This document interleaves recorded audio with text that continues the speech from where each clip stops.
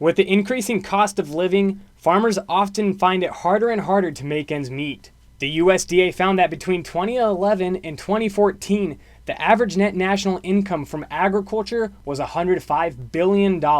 Since 2016, the average has dropped to roughly $62 billion. That's a decrease of roughly 45%. You have to go back over 10 years to see the last time averages were so low. The current incomes we've seen for the last 3 years, 2016, 17, and 18, have been about like farm incomes from early in this century, back 2000 to 2005. Ever-changing weather is another factor that makes agriculture a difficult industry. It seems Mother Nature is always trying to get to the crop or get to the livestock. Many farms have been family-owned for many generations, and Professor Christopher Hurt thinks that may add to the stress. I think this puts additional stress on many families to try to maintain that legacy. Hurt's simple analogy to sum up the entire struggle: think about trying to live today on the income you had 15 years ago. Associate psychology professor Doug Samuel says farmers exhibit the same signs of suicide